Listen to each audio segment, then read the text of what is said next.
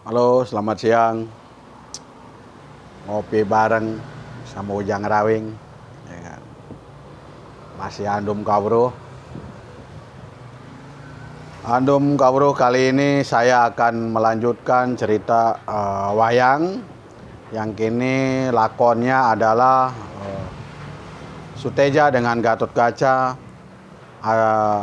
Yang kedua saya akan bahas Ramayana. Ya, akan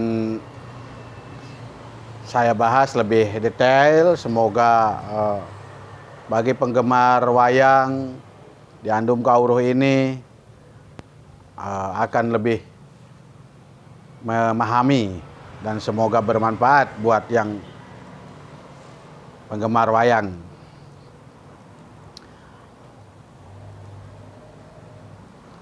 Suteja dengan Gatotkaca itu adalah Gatotkaca itu adalah tutuka atau tutuk bahasa Jawa atau mulut.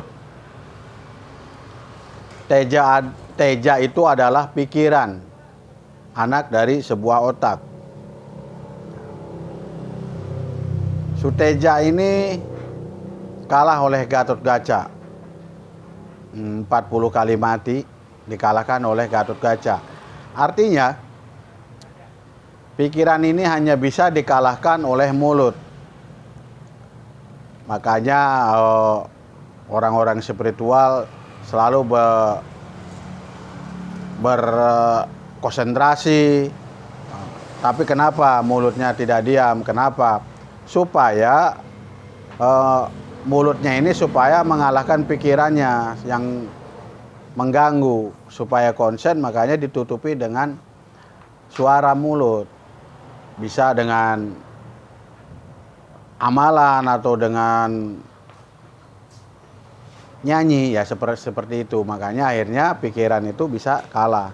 Karena nggak ada orang berpikir sambil ngomong atau ngomong sambil berpikir, itu tidak ada. Pasti salah satu dikalahkan. Nah, Tutuka itu anak dari Bima, anak dari angin. Jadi suara itu lewatnya getaran angin, dan itu bisa mengalahkan pikiran. Karena sifatnya suara lebih leluasa. Kalau pikiran adalah terkurung di dalam kepala. Lalu yang kedua adalah perang Ramayana. Perangnya Rama dengan Dasamuka atau Rahwana. Rahwana itu, rah itu darah, wana itu alas, hutan. Darah yang dilahirkan di hutan. Mungkin kalian bagi penggemar wayang sudah tahu tentang lahirnya Buta yang adalah segumpal darah di hutan. Nah, tidak bedanya dengan Rama seperti itu. Tidak bedanya dengan Rahwana seperti itu. Dan unsur atau organ tubuh manusia itu pasangannya adalah 4-4. Mungkin orang taunya 2, lahir dan batin, begitu saja. Tapi sebenarnya adalah 4, seperti nafsu itu segala macam. Nah, Rahwana itu juga dilahirkan berempat. Ada satu yang baik namanya Wibisana. Nah, Dasamuka ini perang dengan Rama itu gara-gara wanita. Artinya nafsu wanita itu memang seperti Rahwana itu, seperti Dasamuka. Jadi Dasamuka ini waktu masih kecil dia tapa 10 tahun.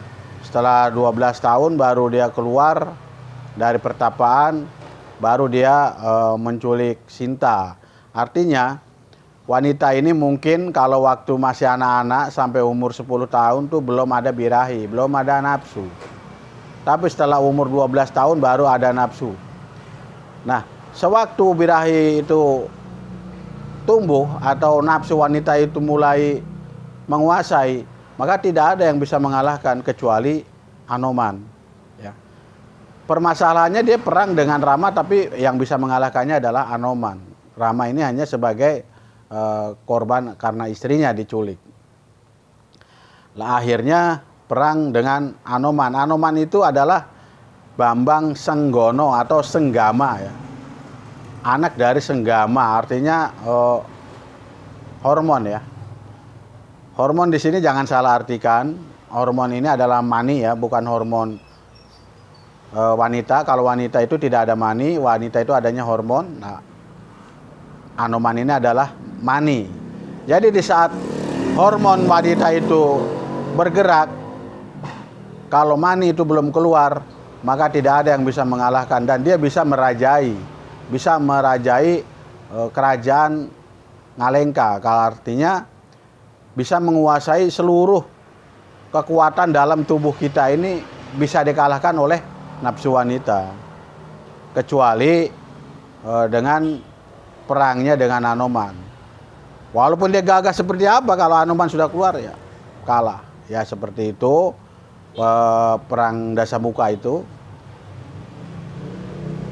Lalu selanjutnya dari sebuah cerita wayang ini, memang yang paling pokok itu adalah 3.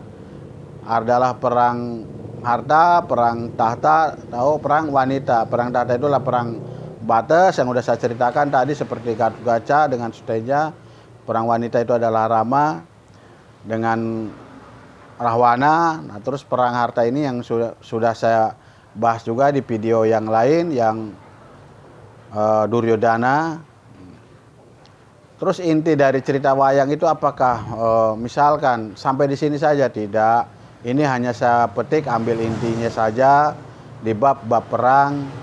Lain lagi misalkan di bab Wahyu atau lahir, misalkan Gatotkaca lahir atau Gatotkaca Banjaran ya. Itu menceritakan apa? Gatotkaca lahir itu sama artinya kita punya bayi yang belum bisa bicara gitu. Jadi dia kalau lapar nangis, kalau kenyang dia diam gitu. Jadi bahasa bicaranya hanya nangis ya.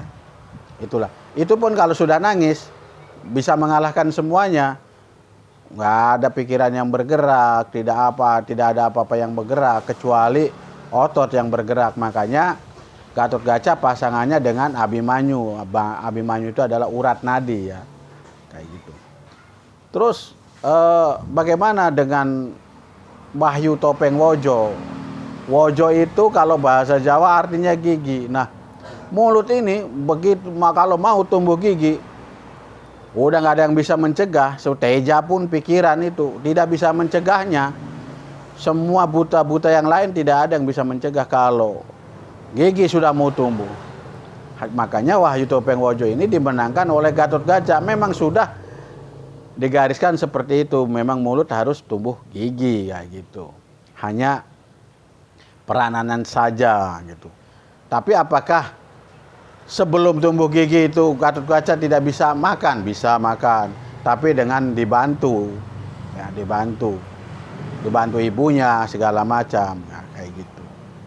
Itulah misalkan lakon-lakon Gatotkaca itu seperti itu. Jadi mulut itu dari mulai bayi sampai besar memang ada peranan tumbuh gigi, peranan mau berbicara, peranan nangis. Nah itu seperti Gatotkaca, hal tingkah laku Gatotkaca itu seperti itu. Dari lahir mau digigit sama buto, mau ditelan, mau dimakan segala macam, tapi dia nggak bisa. Kenapa? Karena memang dia punya kekuatan istilah kata baju besi atau tulang besi, otot kawat itu hanya istilah mulut itu memang kekuatannya seperti itu.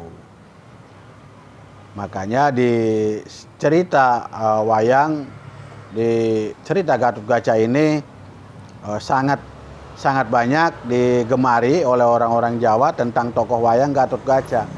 Tapi banyak juga yang tidak mengerti apa itu Gatotkaca kayak gitu. Ya, sedulur ngopi dulu kita.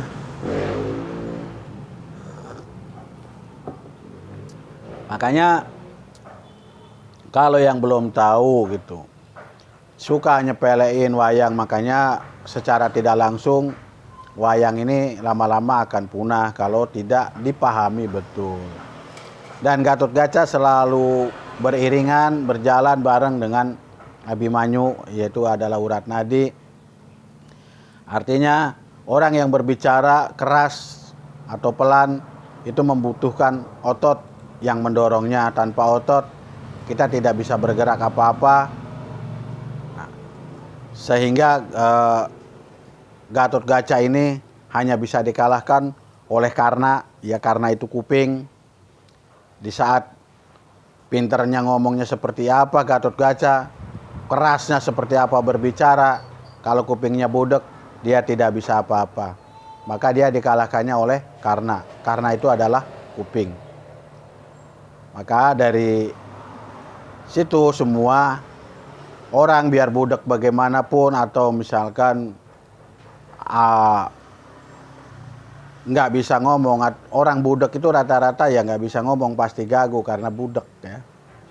Nah orang yang ngomong juga kalau kupingnya budek ya nyelonong aja, nggak bisa aturan, nggak tahu aturannya.